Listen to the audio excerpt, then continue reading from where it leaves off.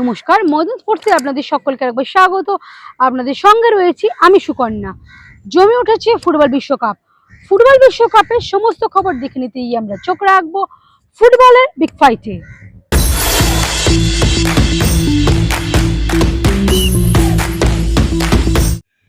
বিশ্বকাপের ক্লাইম্যাক্স এখন চূড়ান্ত পর্যায়ে। ফাইনালে পৌঁছবে কোন দুই দল?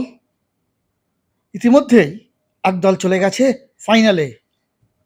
এবার তাদের সামনে কি আর্জেন্টিনা না ইংল্যান্ড জানা যাবে আর কয়েক ঘন্টা পরই। আর এই নিয়ে কি বলছেন প্রাক্তন দুই ফুটবলার রহিম নবী ও দীপঙ্কর রায়? দেখো, আর্জেন্টিনা তো এমনি এমনি এই জায়গায় আসেনি। মেসি অলরেডি 8টা গোল করে ফেলেছে, এটা কিন্তু মনে রাখতে হবে।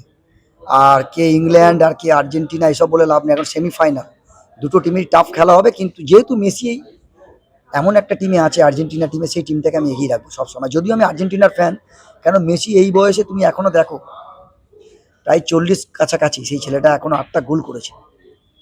তো আমার মনে হয় মেসি যে টিমে আছে সেই টিমটা সবসময় ভয়ঙ্কর। সে তো অবশ্যই, যেই টিমে মেসি আছে সেই টিম তো প্রতিপক্ষ কঠিন হবেই।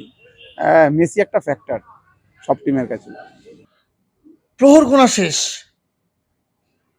উত্তেজনা উন্মাদনার পারদ এখন তুঙ্গে।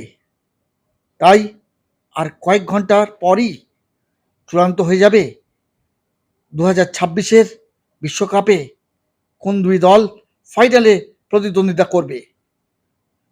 ব্যুরো রিপোর্ট, ময়দান স্পোর্টস।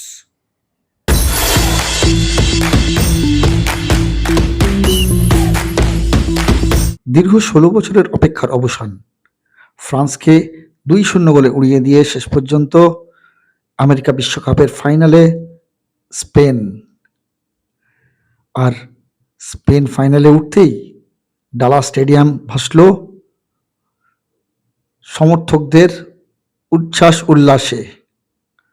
ডালাস স্টেডিয়ামের বাইরে এবং স্টেডিয়ামের ভেতর থেকে সব খবর আমাদের জানাচ্ছেন মোহনবাগান কর্মসমিতির সদস্য অনুপম সাউ।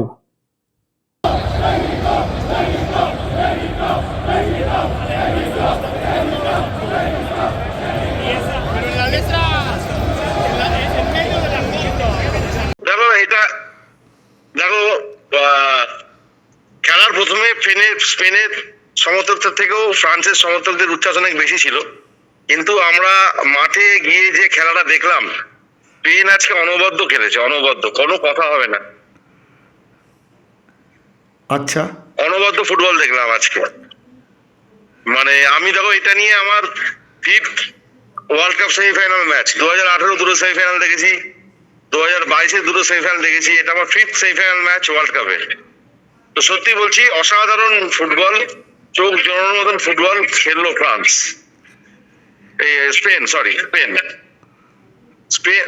এরকম আজকে সেরকম সুযোগই ক্রিয়েট করতে পারলো না।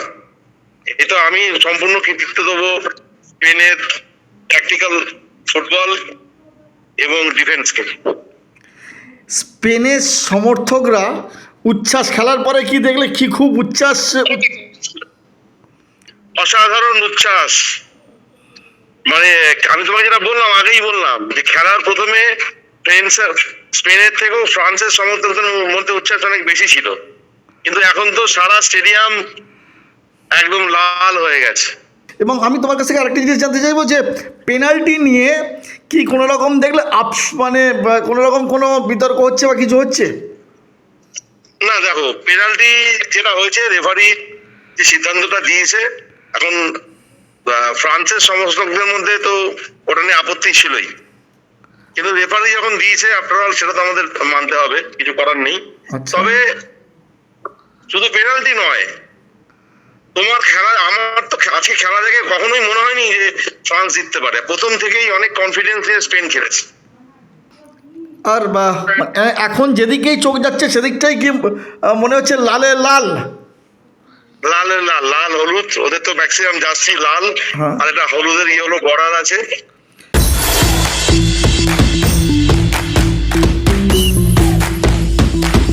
কলকাতার 3 প্রধান সহ ফুটবলের যাবতীয় খবর দেখে নিতেই আমরা চোখ রাখবো ফুটবলের লড়াইয়ে।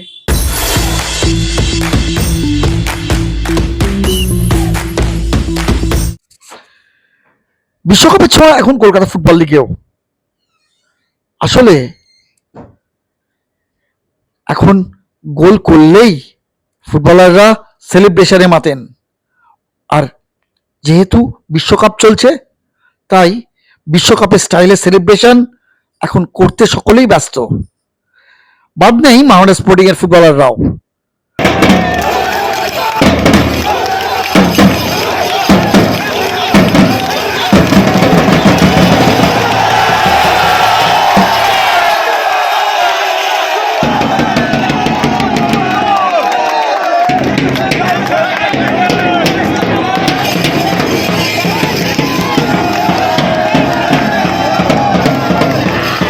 শুধু তাই নয়, মোহামেডান প্রথমার্ধে 1 গোলে পিছিয়ে থেকে 3 গোলে জয় পেয়েছে প্রথম ম্যাচে, আর তাই স্বভাবতই ম্যাচ শেষে সেই নরওয়ে হল্যান্ডের স্টাইলে করলেন সেলিব্রেশন সাদা কালো ফুটবলাররা। সবাই একবার ছুঁয়ে যেতে চায় মোহামেডান ফুটবলাররাও সমর্থকদের আবেগ উচ্ছ্বাসকে সম্মান জানিয়ে তাদের সামনে চলে গেলেন, হাত বাড়িয়ে দিলেন, কারোর সঙ্গে তুললেন সেলফি। আসলে মোহামেডান শেষ কবে ম্যাচ জিতেছিল সেটা হয়তো অনেকেই বলতে পারবেন না। হ্যাঁ, ঠিকই শুনছেন, কারণ মোহামেডান শেষ ম্যাচ জিতেছিল গত বছর 7ই আগস্ট। ডুরান্ডে তারা হারিয়েছিল বিএসএফকে 3-0 গোলে। তারপর মোহামেডানের ঘরে আর জয় নেই, ড্র নয়তো হার, এটাই ছিল মোহামেডানের লিখন। কিন্তু কলকাতা লিগ ঘরের মাঠে ফিরতেই আবার জয়ের ছন্দে সাদা কালো ব্রিগেড, আর নেপথ্যে কোচ মেহরাজউদ্দিন ওয়াডু। তাই স্বভাবতই খুশি কোচ থেকে ফুটবলাররা, আর সমর্থকরা তো হবেনই। ম্যাচ শেষে কি বললেন মেহরাজ এবং জুয়েল?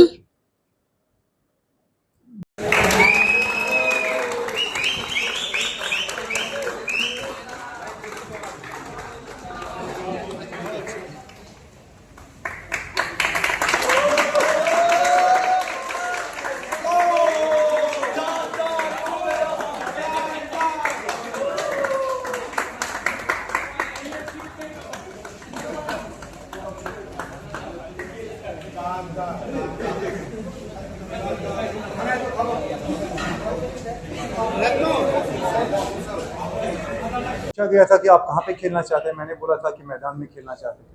तो इतना भी बोला गया था कि प्रेशर बहुत होगा, मैंने बोला फुटबॉल खेलना है तो प्रेशर तो लेना ही पड़ेगा। पिछले साल हमने जितने भी मैचेस खेले, कल्याणी नियाती में खेले, वहाँ पे फैंस आ भी नहीं रहे थे, जो प्रॉब्लम्स हो रही थी क्लब के साथ। और अब इस साल हम लोग अपने फैंस के सामने खेल रहे हैं, उनको अपने फुटबॉल से एंटरटेन करेंगे। तो ये मुझे लगता है कि फुटबॉलर्स का एक मोटो होना चाहिए, और हम पूरी कोशिश करेंगे यहाँ पे अपना जो जितने भी मैचेस हमारे हैं अपने फैंस के लिए खेले, उनको खुश करने की कोशिश करें। সব প্লেয়াররাই দর্শকের সামনে খেলতে ভালোবাসে। আমরা বিশ্বাস ছিল যে এই দর্শকরা আমাদের জন্যই মাঠে এসছে, ওদেরকে খুশি করার দায়িত্ব আমাদের। তাই জন্য আমরা আরও এফোর্ট দিয়েছি। 1 গোলে হারছিলাম, 3 গোল দিয়েছি।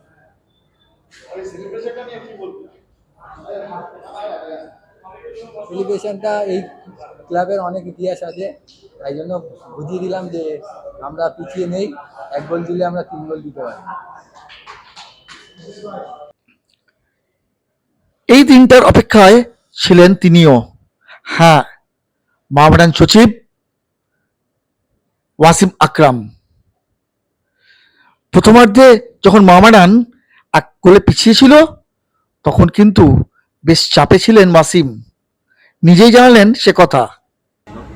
তখন 1টা গোলে ট্রেল করছিলাম, তখন খুব টেন্স ছিলাম, আমি তো মাঠে ছিলাম থ্রু আউট। তখন মনে হচ্ছিল কি সিজন ওপেনারই এরকম হলো, এই ম্যাচটা যদি হাত থেকে বেরিয়ে যায়। আমাদের দেখুন, আমাদের always we are under a lot of pressure, because এটা একটা সাপোর্টার বেসড ক্লাব। তো দেখছিলাম এই মাঠে ইট ওয়াজ ভেরি সাইলেন্ট। তো সেই জায়গায় যখন টিম আবার স্কোর করে একটা ইকুয়ালাইজার যখন আমরা পেলাম, তারপর আরও দুটো গোল মারলাম, 3-1 যখন জিতলাম, the team was happy, the fans are happy, and I'm very proud of the team, very happy with both my coach. In Wadu sir-এর যে contribution রয়েছে towards Indian football as a player, as a coach, it has been immense. উনি অসাধারণ একটা human being, very honest, very hard working, and ওনার একটা winning mindset আছে, he just wants to win. আর মোহামেডানের জয়ের সাক্ষী ছিলেন প্রাক্তন ফুটবলার রহিম নবীও। তিনি এসে দলের ফুটবলারদের উদ্বুদ্ধ করলেন। কোচ মেরাজউদ্দিন ওয়াডুকে জড়িয়ে ধরলেন নবী। কি বলছেন নবী, কিভাবে সম্ভব হলো এই জয়? অনেক দিন ধরে টিমটাকে মেয়েরাজ নিজের হাতে রেখেছে, আর এই প্লেয়ারগুলোই সব আছে। প্লেয়ারদের মধ্যে একটা ইউনিটি তৈরি হয়েছে, আমি দেখলাম। ঘরের মাঠে খেলাটা কি প্লাস পয়েন্ট? সব সময় আমার তো মনে হয় ময়দানে 3টে ক্লাবই খেললো, আর এটা দরকার ছিল ফুটবল যারা ভালোবাসে তাদের জন্য। যেই সময় দেখো সাপোর্টার থাকে, সাপোর্টারের একটা জিনিস বলবো, সাপোর্টার অনেক শান্তভাবে কিন্তু সাপোর্ট করেছে। অনেক সময় আমরা দেখেছি টিম হারলে হলে না, অনেক সময় প্লেয়াররা মানে সাপোর্টাররা খুব চেল্লাচিল্লি করে। সেই জায়গায় আমার মনে হয় সাপোর্টাররা ধৈর্য ধরেছিল, প্লেয়ারদের উপর ভরসা রেখেছিল, এবং প্লেয়াররা সেটা জবাব দিয়েছে খেলে, আর যথেষ্ট ভালো ফুটবল খেলেছে। 1 গোলে ডাউন, সেখান থেকে 3-1, অনেক ভালো রেজাল্ট।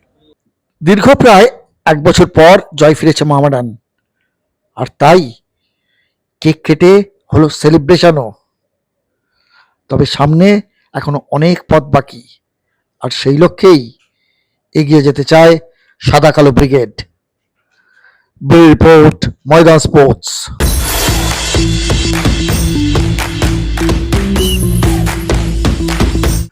ভিডিওটা ভালো লাগলে লাইক করুন, শেয়ার করুন, আপনাদের মতামত কমেন্ট করে জানান, চ্যানেলটাকে সাবস্ক্রাইব করুন এবং পাশে থাকা বেল আইকনটাকে প্রেস করে দিন। দেখা হবে আবার পরের ভিডিও।